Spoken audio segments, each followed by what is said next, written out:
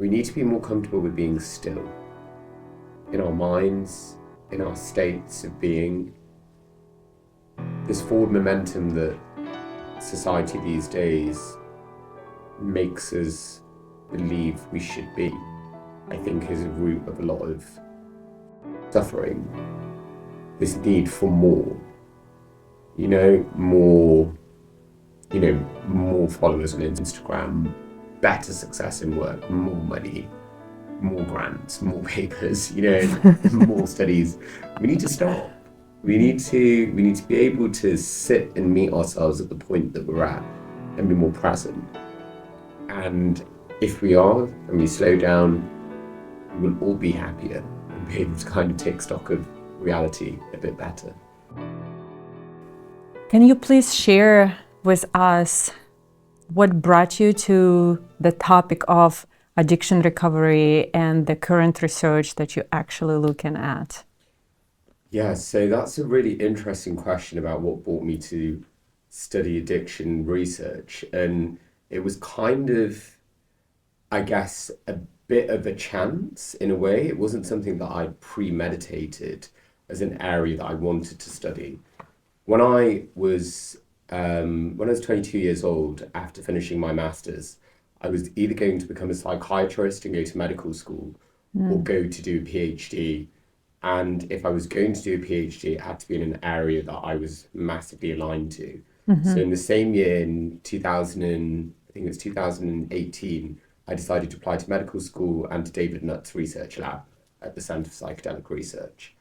As part of that, you have to write an application where you write down the areas of research that you're most interested in investigating. And 8 years ago, I looked at the work that David Nutt had done. And David Nutt had done 2 pieces of work in his lab. The first area was looking at the brains of people that use drugs and also psychedelic therapy, but they were both separate areas of research. One was very much looking at how people get addicted to drugs, why, the neural changes that happen within the brains of those people, and then separately they had psychedelics just for healthy individuals, and they were starting trials in depression. So about 7 or 8 years ago, I came up with the idea, and it probably wasn't the first idea. Now I know it wasn't my idea, but I thought, well, why don't we use neuroscience, addiction, and psychedelics as like a 3-way factor to combine the 2 areas of research that my lab were interested in.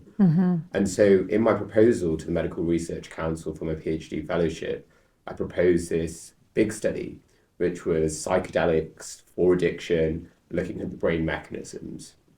So I ended up getting that fellowship, and it was the first government-funded fellowship in the UK to study psychedelics. And I went to David Nutt and and Robin Carhart, and I said, hey, I've got this fellowship, I've got this money to pay for me to be here for 4 years. Can we start a trial? I was very naive. I didn't realize it costs a lot of money to set a study up. Having my salary alone is not enough to start research. So then they said to me, oh, well, it's very good that you've got this ambition, but right now we don't have any funding to do psychedelic addiction neuroscience work.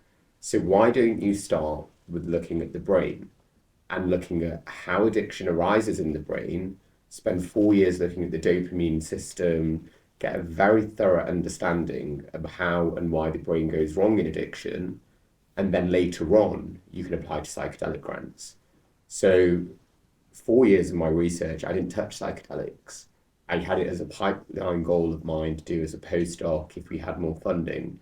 But during those 4 years, I developed a really kind of, I'd say, pretty forensic understanding of the brain and what makes us have desire, what makes us crave, why we fall victim to things in our environment, what our reward system is, what our cognitive and emotional systems are, and how they interact with the reward system. And I think understanding that kind of fundamental neurobiology of the brain has allowed me now to be a lot more considered when it comes to deciding how psychedelics fit into the area of what's neuropsychopharmacology for addiction medicine, essentially. So that was a long... That was great. We like long, by the way. Yeah. Yes. Thank you for that introduction. And as I've done some research on the nature of addiction, as you mentioned, neurobiological challenges actually at the root of it. It's not as easy as some people think that it involves our will, or why can't we just stop? The issue is rooted a lot deeper than that. So as someone who had an opportunity to look deeply into human brain, what is happening in the brain when people experiencing the craving and when they are stuck in an addictive loop of behavior? Yeah, so in order to experience a craving, the brain at first needs to associate the potential for reward with something. So dopamine is a molecule, one of the main neurotransmitters in the brain, and it's basically a neurochemical tag. So when anything in your environment might be pleasurable, what it does is it tags that event with dopamine. And that tagging serves as a reminder for the next time you see something in your environment that has that event that will be rewarding, the dopamine will spike. But the dopamine doesn't spike after you get the reward, it spikes before. So dopamine is a molecule of pursuit of pleasure. Wow.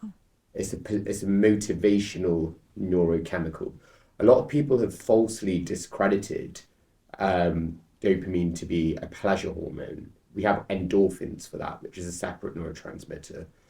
And so when you crave something, that's the feeling before you actually do something. So if it's with a cigarette, or if it's with a drink, or if it's chocolate, all of the cravings and that feeling that you get inside you, that's your dopamine circuits firing because you've had a memory, or you've seen someone in your environment, or you've actually seen the object of what it is that you want.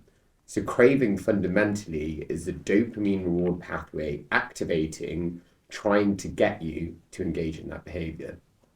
Wow, what a precise explanation. I also read a book of Dr. Anna Lamke, and yeah, that was very informative for me as well. And she talks about that the desire of pursuit, right, as you're mentioning. So yes, it's about the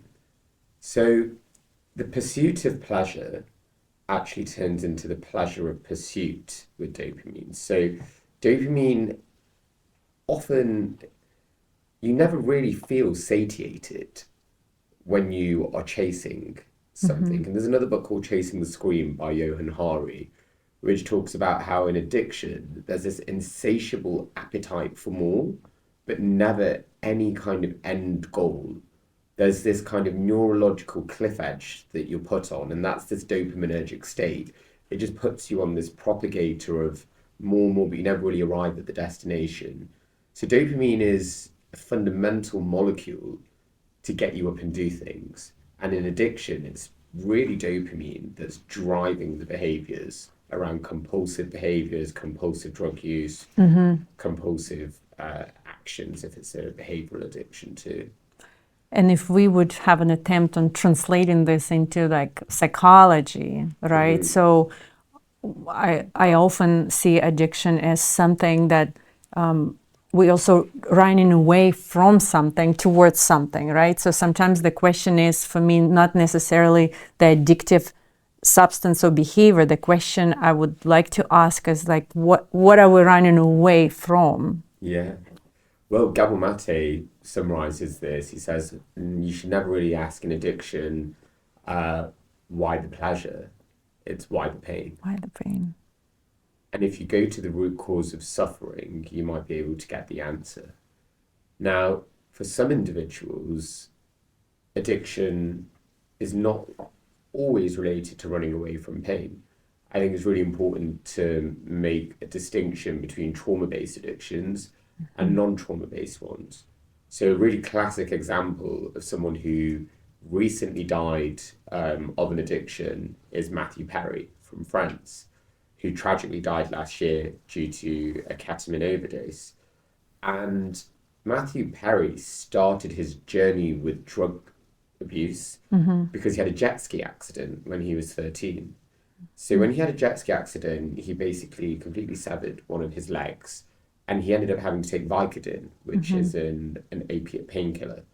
He ended up going up to 45 pills of Vicodin per day. And that ended up leading to this lifetime of addiction and dependency. But Matthew Perry didn't have any traumas at the age of 13. He just had an accident, which led to him taking drugs, which then made him dependent and then led to other co-addictions down the line. Whereas on the other hand, you get a separate class of people who potentially have childhood trauma, who have had abuse, who have had neglect, who come from socially deprived backgrounds, and they might be using substances to mask the pain, reduce stress, and relieve the suffering. And so substances, drugs, are excellent ways to mask your emotions. The human brain is a very primitive organ. You know, it's quite easy to feel good if you put something in your body. You just need a serotonin booster, maybe a dopamine booster, maybe a little bit of acetylcholine. It's very simple. It's a chemical soup that we have in our brain. But that's artificial, and it doesn't last forever. But you can then begin to see how if you are in a state of suffering and pain, if you use these substances, your brain will automatically think, wow, this is an excellent coping mechanism. I'm able to reduce that pain, reduce that suffering so quickly, and I don't have to deal with the emotion head on. And it's that loop of behavior of this is great for me, I should do it again. Or, you know, next time you have a bad day at work, you come home and you might have a glass of wine. And then you realize, oh, that glass of wine makes me de-stressed after a bad day of work. And the habit loop pursues, and before you know it, the more stress builds up, the more wine you drink, and you might be on one and then two, and maybe 10, 15 years down the line, 3 bottles of wine a day, like some patients that I've met. Addiction is a coping mechanism neurally ingrained in the brain because the brain has been tricked into believing that that substance that you're using is necessary for the brain and the body's survival. So, first of all, I never heard anyone saying that the brain is a primitive organ. So I thought that was epic. Yeah. I guess you looked enough at it. Yeah. That's kind of funny. Usually pretty complex for any other conversation. The brain is complex, but I don't believe right now humans are as complex as we think we are. And the reason I say that is because our behaviors can be very much mapped. Predictable. And we are very predictable creatures. That's why AI is so effective. You know, that's why, I mean, we like to think we have a lot of free will, but everything that you choose to desire and like in life is really governed by your environment and the context of the environment that you're in. And so I don't believe we have as much free will as we want. I think the world really has a powerful ability to shape us. And there's countless studies now that really demonstrate that your socio-economic environment, your social status, and who you hang around with literally changes your brain tissue and your brain chemistry to make you more or less resilient to disorders like addiction. Fascinating. My question to you would be, since we have such a quite understanding of addiction and neurobiological aspect of it, and even environmental aspect of it, why the traditional methods failing, and why the relapse rates are so high? Yeah, I've thought about this one quite a lot, and so last year there was a paper published which looked at the effective treatment rates of people with addiction, and the number of individuals, the percentage of the population of people with addiction who receive effective treatment is 2%. So 98% of people with addiction disorders do not receive effective treatment. That makes that the worst treated condition in psychiatry and one of the bottom 5 least treated conditions in the entirety of medicine. So the reason why treatments, I think, are so ineffective are for 3 reasons. So the first is stigma. There's still considerable stigma around people that use drugs. And so many individuals who have addiction don't go to their doctors. They don't go to seek out help. They often get to a point of crisis. Some of them may overdose and die before even getting to a point of acknowledging that they have a problem.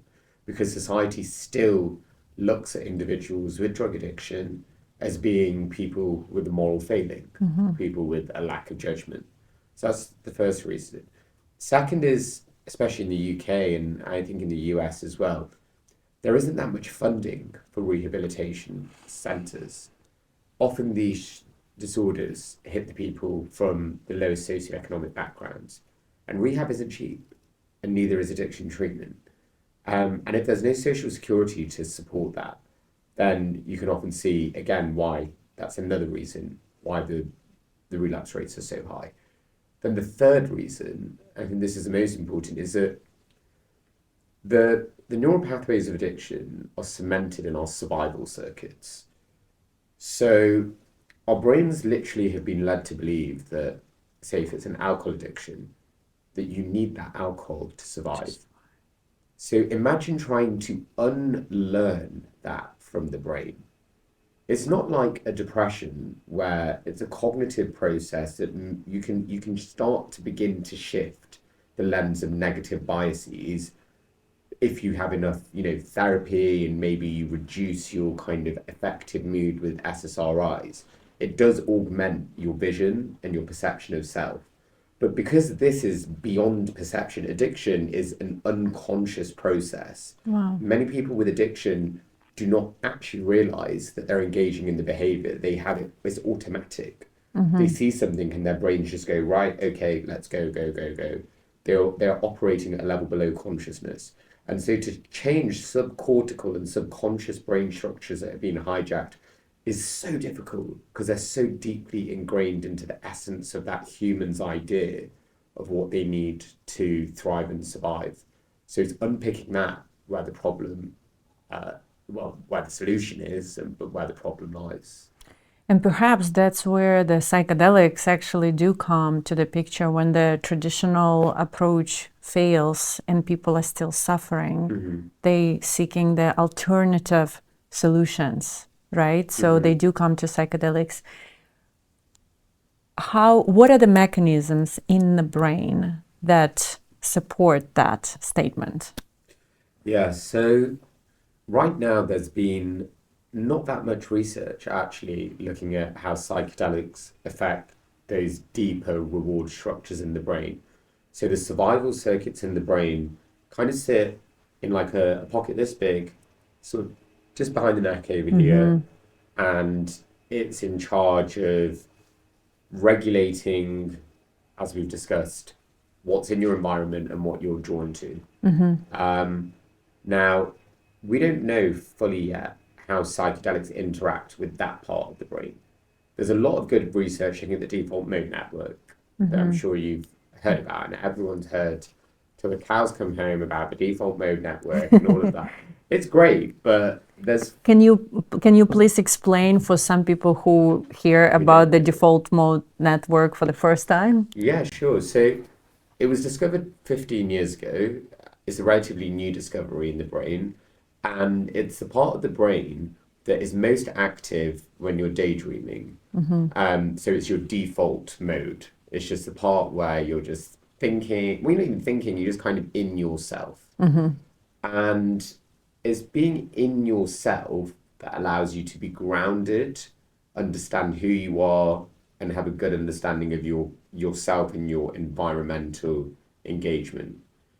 Now, there's been research that has shown that in depression, the default mode network is overactive. In anxiety, the default mode network is overactive too. And about 15 years ago, there was some MRI research showing that antidepressants, even talking therapy, electroconvulsive therapy, and even effective placebos, for antidepressants work by down-regulating the activity of the default mode network. That makes sense because if it's too highly activated in depression, we want to turn it off or desynchronize it or destabilize it. So one of the first bits of research done by our group, and it was the world's first brain imaging study of psilocybin, is in healthy humans, is that it desynchronizes the default mode network. It basically stops the default mode network from being able to function. And this desynchronization of the default mode network basically works the same as antidepressants. And so that got a lot of researchers like David Nutt and Ron Carr excited. They thought, wow, this is really interesting that psilocybin works on the part of the brain that is involved and overactive in depression. It turns off the part of the brain overactive in depression. So could we maybe try that in patients with depression as the next study? And so that's what they then went on to do. So they started the whole line of research from this default mode network finding. And that basically catalyzed the rest of the psychiatric drug development that we see today 10 years later. So the default mode network finding was essential to really unlock a whole host of clinical research in psychedelics. But in looking at the default mode network, we neglected other networks in the brain. And there's about 4 or 5 different key networks. There's the executive control network, which makes you think and understand and plan and be cognitively astute. There's the salience network, which is involved in reward and behavior. There's the memory and habituation networks, which speak for themselves, and the default mode network. And so you kind of switch between all of these networks at different points, depending on what tasks you're involved in. But there's been more attention put on the default mode, less on the executive control, less on the memory, and a lot less on the reward system. And so where I wanted to pivot my research was to actually, we've done a lot with the default mode. I want to look at the reward systems. Yeah. So a long story short, we don't know yet what the effects are in people with addiction, whether or not their reward systems can recalibrate or reset. We predict that they will. And the studies that I'm about to set up and run over the next 2 years will try to answer that question, I guess. What about neuroplasticity? That research on psychedelics also show that it increases the window of cognitive flexibility. There is other verbiage for that, right? That it the brain gains the capacity to change, right? To grow new neural connections. And in psychedelic integration, that's what we inspired by as the coaches and psychologists, like, okay, how can we help and enhance that change that the client is actually looking for? So after the ketamine session, there is a 72-hour window known to be a neuroplastic window, and that's when we invited to work with the client on setting new goals and embodying any insight from the journey. So can you share more on neuroplasticity and how can that help to heal addiction? Yeah, so there's been, as you said correctly, these drugs are pro-neuroplasticity inducing compounds, and neuroplasticity is a word that I think often gets misrepresented. So neuroplasticity isn't a good thing in and of itself. It's often marketed as a good thing. So, for example, if you use cocaine, you have neuroplastic effects happening in the reward system that make you more addicted to the cocaine. But what psychedelic research has shown in animal models, and there's been 1 or 2 studies now coming out in humans, is that there is neuroplasticity in the frontal cortex. So the part of the brain involved in planning, in decision making, in executive control, in inhibitory control. And so, particularly in addiction, where I think neuroplasticity could be helpful, is in a part of the brain called the orbitofrontal cortex. So that is basically your brain's decision making go, no go area. So whenever you have, let's say you see an ice cream in a shop window and it's a hot sunny day and you get that craving response and you're thinking, okay, I've got a holiday next week, I need to look good for it, or fuck it, I just want to have that ice cream. Yes. So you've got the craving, you've got this decision making, and then the final part of the brain that says, shall I buy it or not, is the orbitofrontal cortex. That region of the brain has been shown in psychedelic studies to develop more adaptive plasticity. So that basically means it strengthens the ability of that part of the brain to control the reward drives. So what I think would be really fascinating to see, and what we're going to start looking at in my future studies, is how the frontal plasticity changes link to changes in the reward system. So it's not like a completely separate mechanism. So the neuroplastic effects at the front of the brain will very much be linked to changes in the reward system that are happening deeper down in the brain. And together, I think they offer this kind of dual mechanism of repairing a dysfunctional, addicted brain, essentially. So fascinating. I believe your future study, or maybe already current study, is on ibogaine for gambling addiction. Psilocybin. Oh, it is psilocybin. We It's are not doing an ibogaine. ibogaine one. Okay. Oh, But we're gonna okay. try But to- if okay, yeah. so the one with Imperial College is actually psilocybin. I see. I see. Well, okay. I'm just gonna focus on ibogaine then. So, like, I've heard that ibogaine is often called an addiction interrupter. Yeah.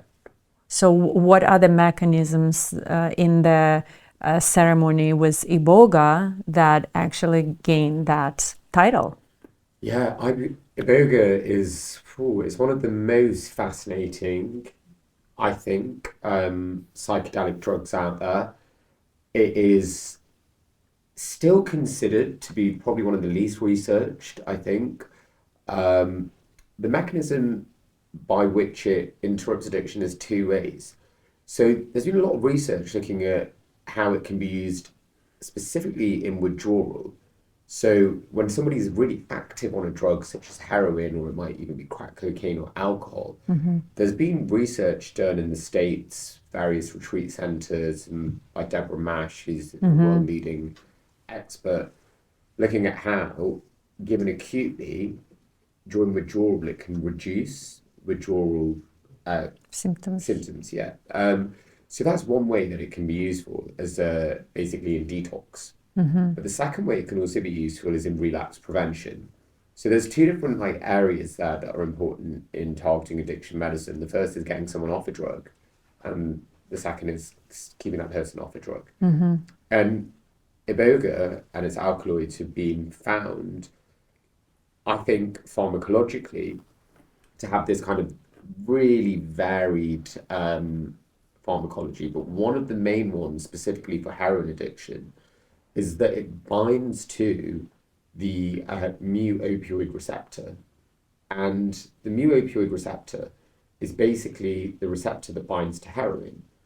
And so if you can imagine that you're somebody with a heroin addiction, heroin replacement therapy like methadone and buprenorphine are mu opioid receptor antagonists.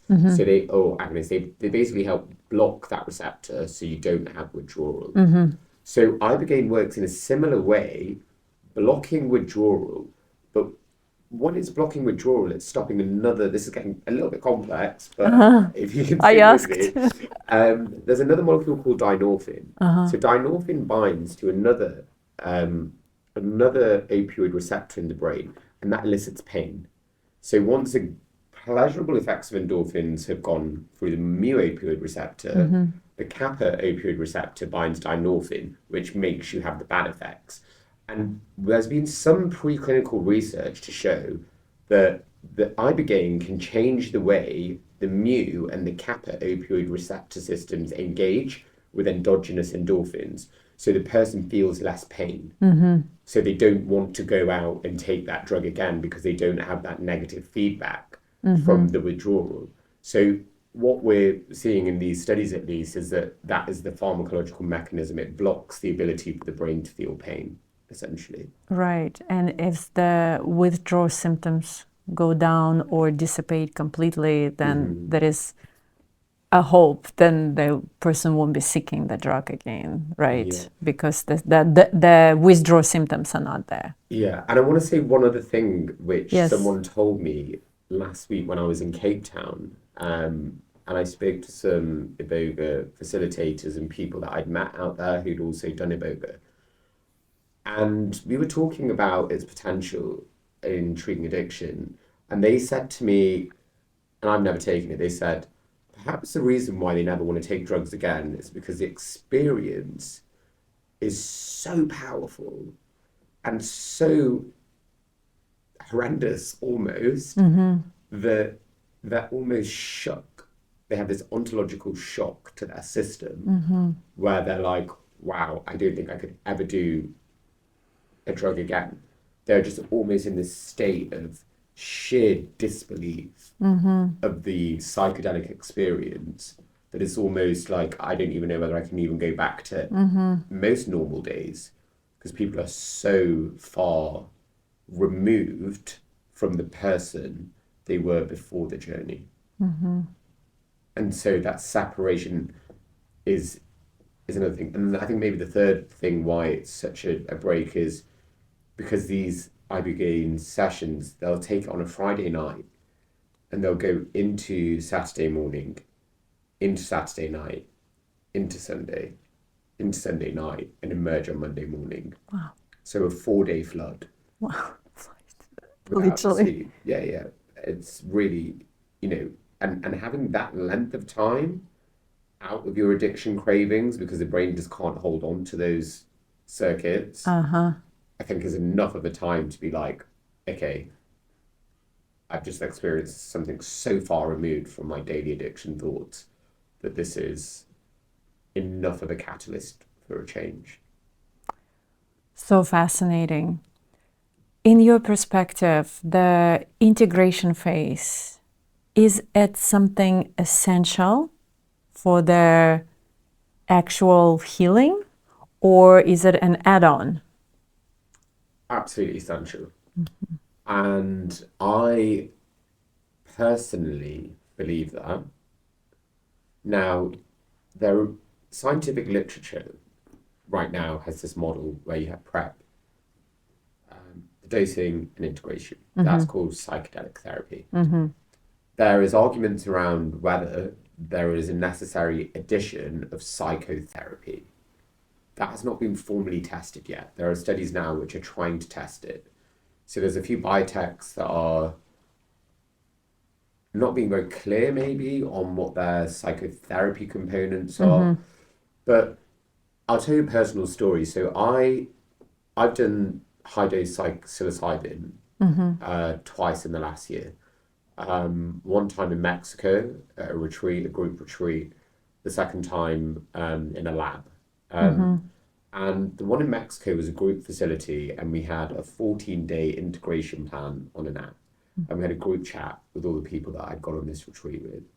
And I give them a shout out. They're called the Buena Vida Retreat, and I highly recommend them. I'm not sponsored by them.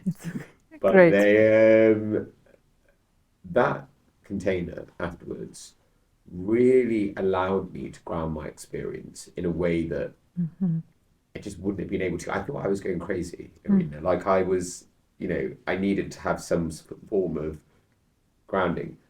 The second time I did it in a lab with my colleague, and we had a 21-day prep session that she had created, but there was no integration. And I think I struggled more really with the last one, and I went out of my way to seek some integration. Luckily, I work in this field and I have people I know, but not having that formal structure there, I really felt like I needed it. So that's my personal take. What's your take? Yeah, thank you for the question. Well, if I reflect on my personal experience and what inspired my whole journey into psychedelics, 15 years ago, I struggled with bulimia. So I had like a full-on eating disorder. And it was quite a vicious cycle that I was stuck in. And I wouldn't know where to start to get out of it. And with one ayahuasca ceremony, completely healed. I never looked back with one ayahuasca ceremony. And the ceremony was very intense, extremely profound. And I also went through a rebirth process in a way. And at the time, I was not as aware or educated as I am today on the subject. So it's really challenging for me to connect all the dots, you know, but that's what actually inspires my research. And I want to look more into the treatments with, not treatments, you don't call them treatments, but experiences of people with eating disorders and ayahuasca. There is some research out there. But what also happened after, so eating disorder was healed, but nobody canceled depression, anxiety, and panic attacks. Like I never knew what panic attack is. I wouldn't even know what a definition of a panic attack at the time. And yet after the ayahuasca ceremony, I developed a very intense social anxiety up to a panic attack. So it was a very challenging time for me. And I believe that because I didn't have any community, any integration, any support, I kind of threw myself into the ceremony. And then after the ceremony, there was no, like you mentioned right now, you do have community around you. Same thing here. All my friends are either coaches or therapists or clinicians or MDs, and they in the industry. So it is very different today than it was at the time. And I was alone, uninformed, uneducated on the subject, and I quite struggled for a while until I found yoga and the yogic practice through breath work and meditation and kriya. I believe that I got myself back into the alignment, and my nervous system got back into the alignment, but it took time versus, you know, like now, if we provide proper integration, if there is a framework, if there is a system that is in place where you address, so it's not just the talk therapy. When I say integration, I see it multi-layered approach, because it's not only psychotherapy, right? It's not just the talk to a therapist or just a coach. It's also your emotional well-being. It's your physical body as well, because the trauma lives in the body. And plus, when we talk about embodying the insights, again, we're talking about the body. And the other challenging perspective on integration is the time frame is also, you know, it's not something you can put a time bracket on. And that's why I believe that the certain community and support system just needs to be developed in general, right? In your life, but also if you're working with psychedelics, you really need to have that access to people who can support. No, I completely agree. I think it's so, I think that's where like a lot of people don't understand about this field, is that they just assume that you just take a drug and that you're solved. All your problems just, you know, they come to you and they're washed away. And it's there's a book called After the Ecstasy, the Laundry, which really kind of highlights this concept that these drugs will give you the starting point, but they don't really go further than that. They just illuminate the mind for long enough and kind of like spotlight. One of my shamans said to me, actually, like, what drugs like psychedelics do is, say if you're like in a church and you've got this kind of beautiful mosaic above you, and the mosaic has such a rich tapestry and so many different elements and parts. And imagine the roof as your mind. And it's a dark day and you go in there and you're walking in the dark and your torch is the psychedelic. And you shine the torch on and you look at the sky. And what psychedelics do is they just illuminate part of your mind for a little bit, and they move on to the next, and they move on to the next. But it's still up to you to look at that Yeah. and think, what does that mean? Mm-hmm. And you won't get through all of the roof in one day, but you might pick up bits that you weren't able to see without that torch.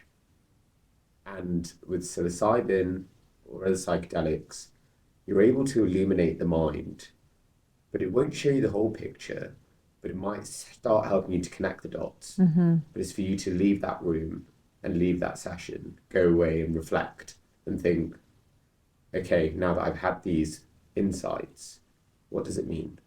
And that's what integration, I think, is critical to really leaving it and making it into something that has meaning.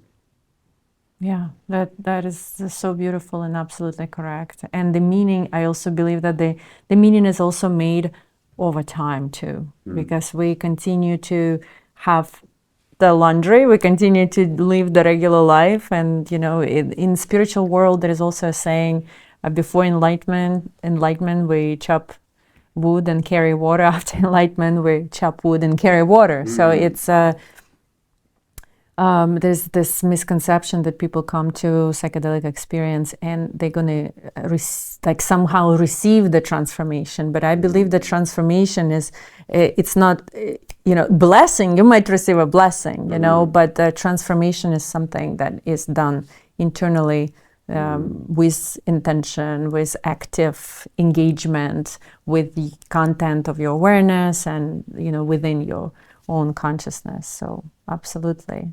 Yes, I agree.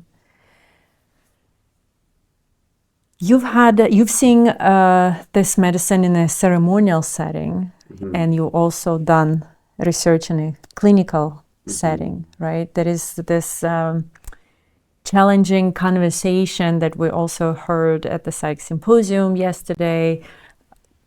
How do we honor where the medicine coming from? How can we bring or integrate the ceremony into the clinical setting? Or like what is your perspective on this? Obviously two different fields, and how can we merge them in which way is possible, right? Without this expectation that, they can, that they maybe never going to be the same, but perhaps there is a way to merge them to ensure the better and more beneficial experience.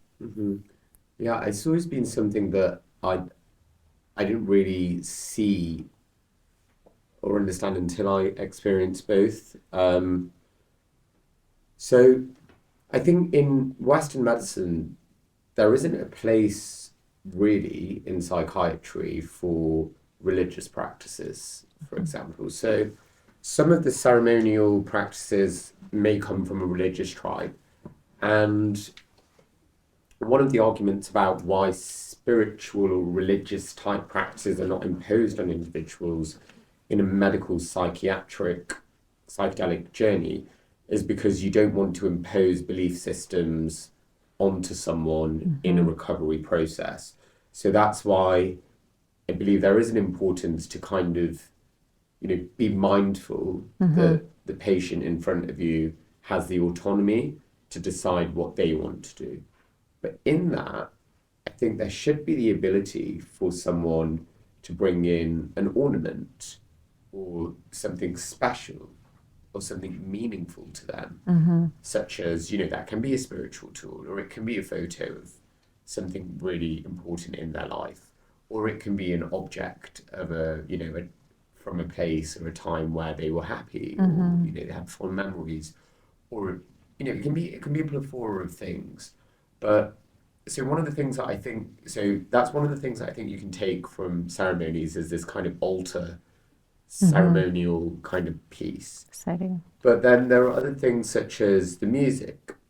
So in Central and South America, there are things such as Icaros, which are traditional folk songs, which may have, religious meaning for people in tribes, but perhaps someone, who lives in New York, who has never really understood anything related to ceremonial tribes, or in central London here, they might feel a little bit disconcerted by that.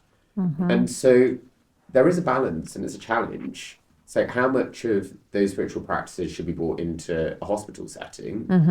How much should hospital practices be open and receptive to some of the additional things that come with a ceremony? I, for example, absolutely love Palo Santo. I think rap is important. I think drumming is important. Nature, all of these things. There was even, a session where we got cleansed by an eagle feather. And I personally like that ceremonial aspect because in ritual and ceremony, you afford it symbolism and importance. So it marks it as a poignant moment. And therefore, psychologically, you can see that this is something special that you're about to embark on. So if we can use elements of ritual which aren't religiously imposing or spiritually imposing, but allow it to create a sentiment of something special, I think that's where the crossroads between ceremony and lab might have a useful kind of meeting point. Yeah. What do you think about that? It's. I really appreciate you looking at and finding a value in both. I hold a similar position because I had experience in a retreat setting, and of course, when you immerse yourself in the jungles of Costa Rica on a walking distance to the powerful Pacific Ocean, it has a very special effect on you.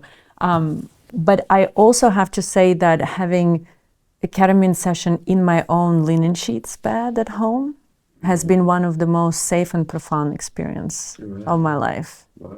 Of my life. And even within ketamine treatments, sometimes people ask, would you prefer a clinic or would you prefer the house? And the answers that people usually give to that, and just disclosure that in the United States it is legal, it's prescribed and shipped to your home. People give different answers to that, but a lot of answers are driven by safety. Some people feel safer in a clinical environment. And versus other people actually will be triggered and anxious in a hospital environment versus they feel a lot safer at home. And same thing, with the ceremony. If it's too foreign, and if it's, as you mentioned, religiously imposed, it will immediately feel unsafe. In my first ayahuasca ceremony, I felt quite unsafe. Even though it was the Colombian tradition and it was beautiful ceremony, but it was so foreign to where I was coming from, historically, religiously. It actually added a layer of anxiety and complexity to the whole experience. And I had to shed that before I would go into another topic or another next level of experience. So I think it's all very, it's all subjective and it's very personable, but I do appreciate what you're saying. The question is, how can we bring those elements, ritualistic, symbolic elements, into the clinical setting? And if there is a world where it can be altered and adjusted to each particular person, I think that would be even more beautiful. Because for some person, as you mentioned, it is an object. For other, it's an altar. For other, it's the sage. I'm obsessed with sage. And in clinical setting, it's extremely difficult to burn something inside the building. That's just not very. The liability is just the alarms goes off literally as well. So we can't really burn anything. So.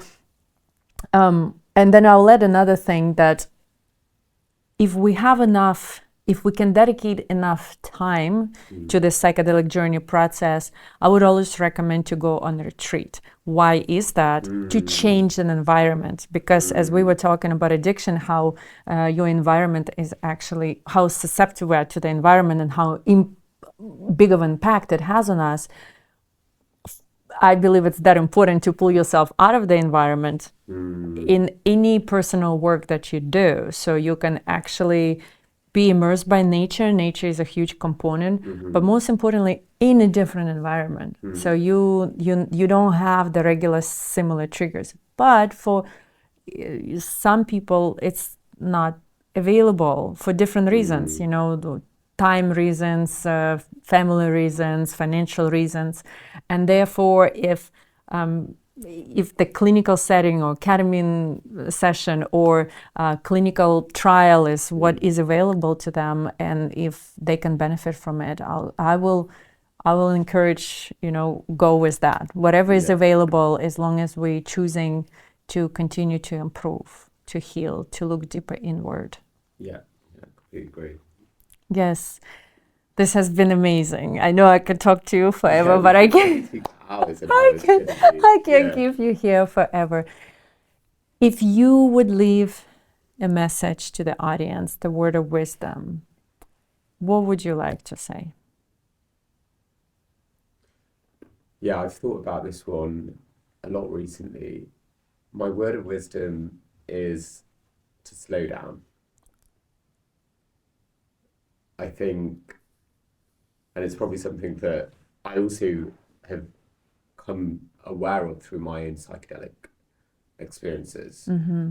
We need to be more comfortable with being still in our minds, in our states of being. This forward momentum that society these days makes us believe we should be, I think, is a root of a lot of suffering.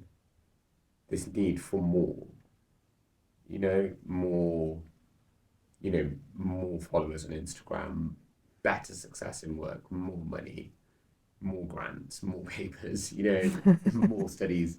We need to stop. We need to be able to sit and meet ourselves at the point that we're at and be more present.